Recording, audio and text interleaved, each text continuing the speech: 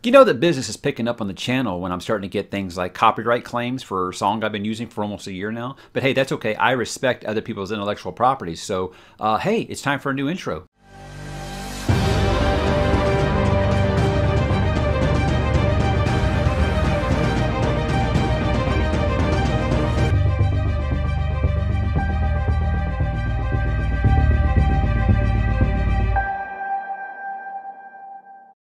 Hey, what's up, bookworms? Mike here with another weekly update talking all things that happened during this week. And I mean, that's why I use the name Weekly Update. I mean, it only makes sense, right? Yeah, so as I talked about in the intro there is a new intro music for the channel. And I want to thank Infraction for letting me use that music. Very good channel if you haven't checked him out yet. I will definitely put a link to his stuff in the comments. And please check him out. He does incredible work and he lets content creators use his music absolutely free. He doesn't even ask us to give him credit, but I'm going to give him credit every single episode because, yeah, I've gotten some hot water with the theme song I've been using, and they're starting to put a lot of copyright claims on some of my older videos.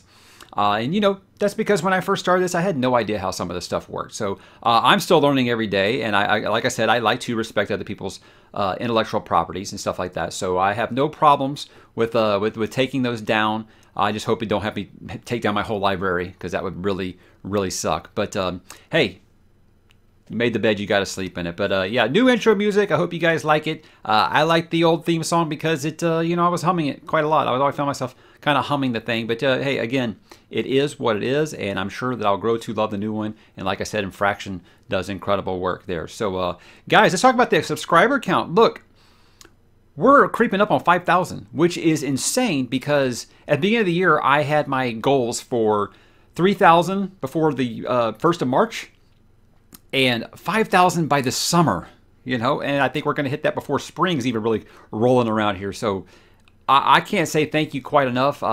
Nate Bliss, like I said, has brought me a lot of new wheelies, and I love talking to you guys. And now even Daniel Green gave me a shout out on his channel the other day, and to me it feels like when you've made it is when the king of YouTube, BookTube, Daniel Green, gives you a shout out. So many thanks to him.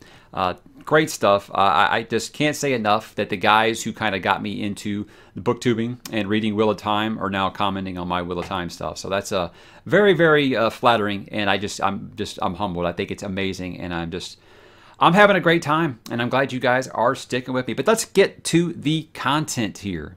I've been talking about it for a while now, so if you've missed it, you're obviously very new to the channel, and that's fine. I know obviously there's a lot of new people showing up, but I started my Mistborn March series by talking about why you should read the Mistborn trilogy, and I'll put that video up here for you guys, or I'm sorry, let's put it over here. Put that video up there for you guys if you missed it the first time. Because again, that's the series that got me into Brandon Sanderson. So I really felt like it was important not only to talk about each individual book review, but as a whole, give kind of a non-spoiler thoughts about the trilogy as a whole, about what made it special to me and why it helped to make me the Brandon Sanderson fan that I am today. And I feel like just talking about it made me so nostalgic for it. I wish that my schedule had time for me to reread it because it's a great series and I love it. And I'm very much looking forward to starting Era 2 here in May. So check that out if you haven't. The schedule right now is every Wednesday in March. We're going to talk about the original Mistborn trilogy. Did the Why You Should Read, and this coming up Wednesday I'll be doing Final Empire, but then the weeks after that, you know, part 2, part 3, and so on. You get the pattern there. So yeah, check that out if you haven't. Had a great time talking about it. The comments have been rampant, and I've had a hard time with my increased reading schedule, which I'll get into when I start talking about the Wheel of Time stuff, that I haven't been able to do the response rate like I usually do with some of these comments. I'm trying to keep up as much as I can, but obviously I'm in the last semester of business school and trying to do this Wheel of Time schedule before JordanCon is really taking a lot of my free time because I do still have children and things like that that I have to take care of. So I will definitely get to you as soon as I can. I also finally did my delayed review for The Rage of Dragons by Evan Winter. You know, this was a read-along that we did on the channel, and those were full spoilers because it was, you know, a read-along. We were talking about what happened in each section. So I kind of compiled those all together into one spoiler video, but I did a brand new non-spoiler video to try to sell people on this book that I think is rather good. I did receive some pushback of people saying that BookTube has overrated this book a little bit. To me, it was a lot like Red Rising, like I said, and I love Red Rising. So, of course, I'm the target demo for this. Is it reinventing the wheel? No. I do like that there are some changes or whatever. I did bring up that, you know, I like it putting it in a tribal warring Africa kind of theme, as opposed to just the same old sword and shields in Europe, farm boy kind of thing. You know, but someone brought up a good point. They said, you know, hey, you change those things to that location, and what changes? Good point. Very, very good point. So, okay, but I still gave the book 4 out of 5 stars, which, as you know, is quite as high as I'm going to give something. Which brings me to the fact that I did talk about my rating system. Yeah, this one didn't go as well as I had planned. I'll put it up here in case you want to see. The rating system thing, it's I think when it comes to BookTube, there are hits and misses. You know, you have some videos that you don't expect to do as well as it did, like my unpopular opinion one that I did. I did not expect that to do as well as it has. Well as far as traffic, not well as response. But I got some pushback on it, and apparently I came off in a way that I want to reiterate to you guys that I am not like. I definitely am not the authority on books. This channel is all about me giving my opinion, asking you for yours, and, you know, being okay with disagreeing. And after it's done, and after we give up, or after we have a little debate, you know, we're still cool to go have a drink afterwards. You know, we're still buds. So I never meant to come off that way. Apparently, it really started a war with YA fans. Apparently, they thought that I just kind of discluded YA as a competent genre or something, and I never meant to do that at all. No, I'm not a fan. I'm perfectly fine if you like YA. Like I've always said, I'm okay as long as you're reading. I don't really care what you're reading as long as you are reading. But I'm definitely not that way because, look, guys, I've been a horror fan my whole life, and people look at horror like it's not a real genre, like it's just, you know, a B thing. It doesn't really matter. That's the way people treat me with horror. So if I came off that way about YA, I apologize. I never meant to do that. It's not my cup of tea. But if you read YA and you think it's 5 stars, awesome, man. I'm super excited for you that you enjoyed something that much. Never meant to come off the way that I sounded in that video. I won't say it's an apology because I still feel the way that I do. That's my opinion. That's how it is. I'm not going to change my opinion based off of feedback. But I apologize if I came off that way to you. I never, ever meant to come off that way. So take that with a grain of salt if you watch that video about my rating system. And, you know, it's perfectly fine if you disagree with it. A lot of people do. I've been doing that same rating system with movies for a long time. People do not like it. So it's just something that works for me. It's something that I've always kind of done. So, again, it is what it is. Let's talk about the wheel, because I know that a lot of my new viewers are Wheel of Time fans, or wheelies, as I affectionately call you. And guys, that is a term of affection. That is very much a term of affection because I love you guys. You guys have made my first trip through this series so much fun. It would not have been nearly this fun if I was doing this alone, or if I had to do like I did back in the Song of Ice and Fire's days and hit up bulletin boards to talk about, you know, with 12 other people in the world who seemed like could have read these things. So yeah, it's been a great, great trip. Even getting through the slog. Got through the most hated Wheel of Time book there is, The Crossroads of Twilight. I did my review right here, and I think that it's been pleasantly surprising to folks. I think that a lot of people expected me just to kind of just ream it. I thought that there were a lot of redeeming qualities in it. Sure, it had a lot of fluff, a lot of filler, a lot of stuff you could have cut out and it wouldn't have mattered. But, you know, watch that video if you get a chance, because I feel like I was very fair on it. I feel like I've been very fair on the entire slog. And I've come to the conclusion that I feel like maybe binge readers of this series are going to treat that section a little differently than the waiters did. You know, the waiters, they had to wait 2-3 years, and then they get a book like this, and it's like, what? Yeah, I can understand that. I've been comparing it to when I was reading Song of Ice and Fire way before it was a HBO series. So before it was really just mega popular like it is now.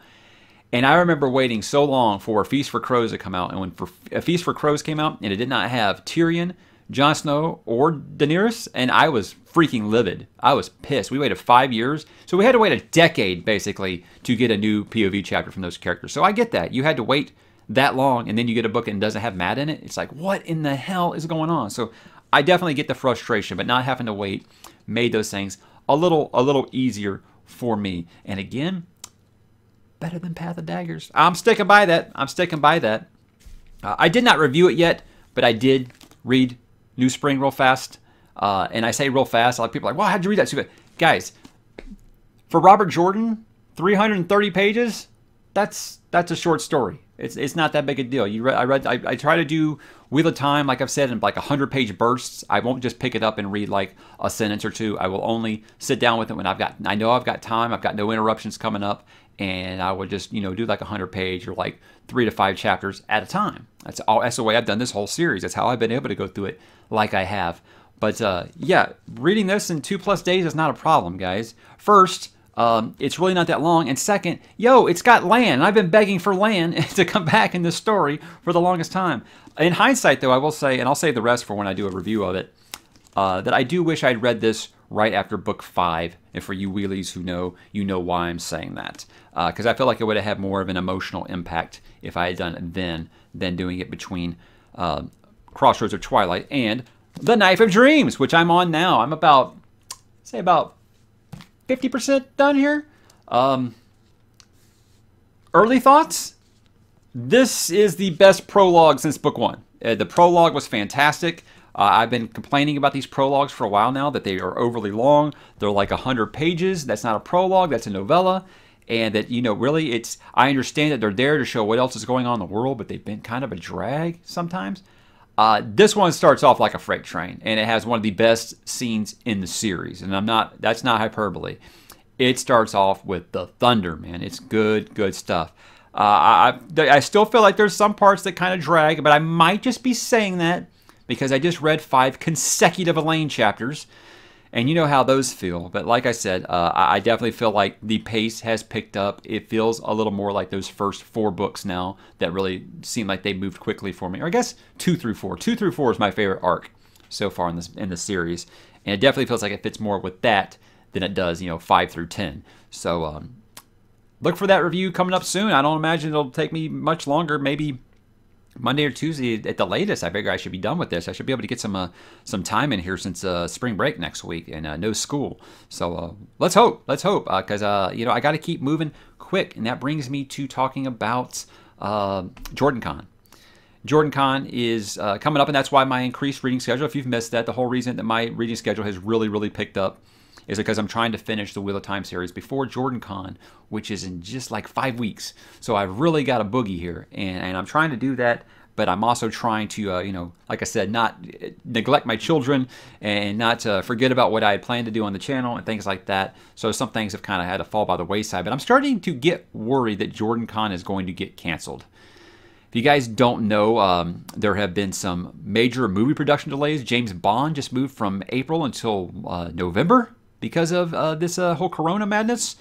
And I don't like to talk about the whole Corona thing because I feel like every time one of these things happen, I'm always like, this is just like crazy hysteria, and then nothing ever happens. I was like, what I said the other day was, guys, you remember when the swine flu was going to kill us all? You remember a couple years ago when Ebola was going to kill us all?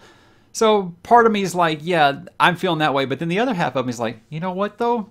I feel like a lot of you haven't read Stephen King's The Stand, because that's where I'm kind of feeling at. So I haven't talked about it very much because apparently if YouTube finds out you're talking about it, they strike your videos. So that's why I'm not going to really mention the name again. But it also made me think that, like I said, JordanCon's going to get canceled. There was a convention in Seattle that just got canceled. And I don't know, man. I mean, I understand safety first. Obviously, it would just suck. It would really suck. First time I get media credentials to a major event like this, and then don't get to go, and I don't get to meet all you wonderful people. So yeah, we'll see. They saying right now, I thought they put up a sign on their JordanCon on the Facebook page the other day that said, keep calm and wash your hands, that they're still planning on doing it. So I'm hoping. I've already bought my airfare, so I'm hoping that this does still happen. But I mentioned The Stand, and it made me think about something. Falcon and Winter Soldier, the Marvel series, it's going to be on Disney Plus. Apparently, they're having to undergo rewrites because there's some kind of bioterrorist threat in it that struck a little too close to home with this whole madness that's going on right now. And they felt like it was hit a little too close to home, as they put it. And so it made me think, you know what? I bet this is why we haven't even got a trailer yet for the Stand adaptation they're doing on CBS All Access. Because it seems very familiar, don't it? If you've read the story, you know what I'm talking about. So I could see not only The Stand getting no coverage right now. I see it getting delayed. I see it getting put in the can and not talking about it for like another year probably because of this. They don't. It's one of those things where you're like, okay, we should be able to separate fiction and reality, but I feel like those lines have blurred so much. I mean, like I said, that's why I don't watch a ton of movies or TV anymore, is because reality has seeped into our fiction and into our entertainment. So I try to stay away from a lot of that. I am straight a bury your head in the sand and stick your face in one of these kind of guys instead of paying attention to what's going on in the real world. Sorry, that's just how I am. Not sorry. But yeah, I can see The Stand. It's like when 24, the first season of 24 came out, and they had to delay it because there was a plane explosion in the first episode, and it was right after 9/11 when it was going to premiere. So they had to actually like delay that and edit that scene down to not hit so close to home. So I understand it, but it sucks as someone who's really excited to see The Stand come to life. And I'll be talking about The Stand on my Into the Multiverse series in April. So watch out, guys. Outside of that, guys, not a ton going on. Like I said, with this increased schedule, I haven't really had a chance to do a ton of entertainment. Been doing a lot of games. I told you guys that I got excited about watching Buffy the Vampire Slayer again because reading Dresden Files really made me think of Buffy and Angel. And my 7-year-old has gotten really, really interested. He's really enjoying watching Buffy. I've just been putting on some first season episodes, and he's having a great time with it. He loves the character. He says that Buffy is already one of my favorite superheroes, and that just... I love it. I love it because I've always said the same thing. I very much think that Buffy is a superhero and is my personal favorite heroine of all time, just above Wonder Woman. So, yeah, it's very exciting when you can pass those things on and share them with your children. And this is like the first, somewhat scary thing he's actually kind of watched. So the horror fan of me is like, oh, there's hope yet. There's still hope. He's been playing some of these video games like Hello Neighbor, and I think it's called Bendy or something like that, about just like it's kind of scary stuff for jump scares and stuff. So I'm hoping that he's getting that itch for horror like I did at his age. And watching Buffy together is just that's everything. That's everything. It's my favorite TV show of all time. So sharing that with my 7-year-old is really great. There is a little bit of TV news I want to talk about just for a second. Apparently there is going to be a HBO adaptation of The Last of Us. If you don't know what The Last of Us is, it is a very, very popular PlayStation game. Came out on PS3. It got remastered on PS4. That's where I played it. Just a fantastic storyline. It's done by Naughty Dog. Those are the people who do the Uncharted games. Fantastic storyline. It is really cinematic the way that game plays out. So now I'm thinking, okay, they're going to adapt this. I already feel like it's a cinematic experience playing that game. In fact, people have actually made it into like a mini series on YouTube. Have whittled the game down into like a mini series like that you would watch on television to make it like a TV show. Really cool. It has like intro credits and everything. It's superb. It's wonderful. Because the story is just that strong. So I'm like, so you're going to adapt this, but I know you're not going to do it just like the game, because then everybody would just say, why don't I just play the game if I'm just going to... So they're going to just... All this is signaling to me is they're going to change everything about it. They're going to change what worked about it. They're going to change the whole dynamic between Joel and Ellie. And I don't know. I don't have high expectations for it. Like I said, this is a cinematic game. I don't really know what you can do on a TV show that you couldn't do in that game. I don't know. I don't know. Maybe I'll be wrong and they'll add a ton of depth to it. It is the guy who did Chernobyl doing it, and Chernobyl was very good. So, I mean, I don't want it to sound like I'm poo-pooing on it. I mean, I want more adaptations of video game stuff to be quality, and that brings me to talking about Sonic the Hedgehog. Yes, I'm using quality in the same sentence as Sonic the Hedgehog. Look, guys, this movie is aimed very much at kids. And I took my kids. I took my 7 and 4-year-old, and they loved it so much they immediately came home and busted out the old Sega Genesis collection that I bought for them on Switch to play Sonic the Hedgehog. As soon as the movie was over, me, my wife, and my 7-year-old were all speculating, so how are they going to bring Knuckles into the sequel?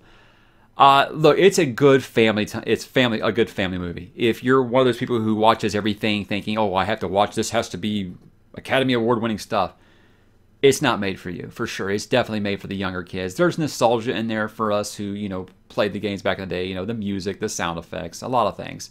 I was a huge fan of the game when it came out because I thought it was the perfect counter-programming to Super Mario Brothers. I really thought it was. It was really what kept Genesis, in the lead for a little bit before the Super Nintendo kind of just kicked its butt. But it was a franchise I was very much into, and for me, seeing it on the screen was just, and not just being like atrocious was already one thing, but getting just the over-the-top hammy performance from Jim Carrey This is the best I've seen him since Liar Liar. See the movie, if anything, just to remember why we fell in love with Jim Carrey in the first place.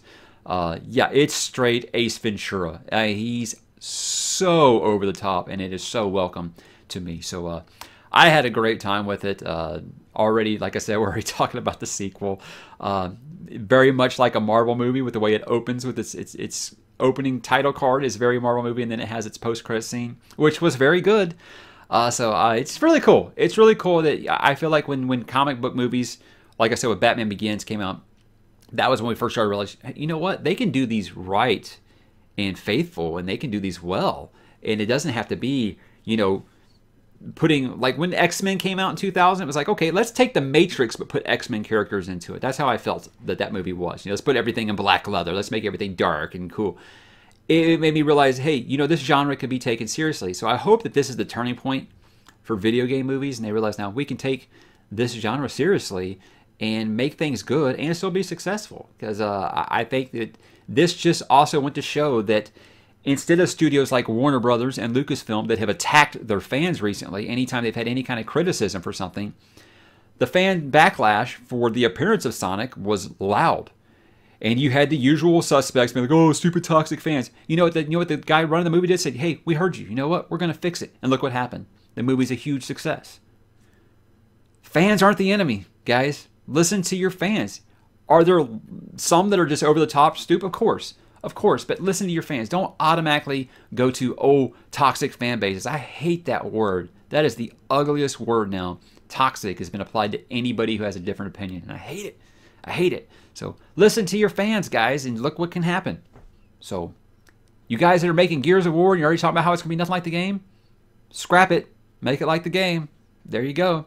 That's it for me, guys, this week. Like I said, no gaming or anything like that. Been too busy. I did...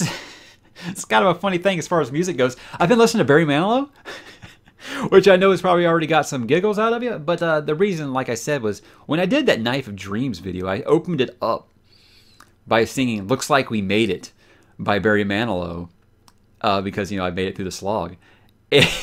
And I deleted it because I was just like, oh, I'm just not ready to go there yet. And some people have been like, oh, come on, man, you got to do it. So I told them, hey, when we get to 5,000 subscribers, tell you what, maybe I'll karaoke some Manilow in the 5K video or whatever. So been listening to some Manilow lately. Stupidest thing.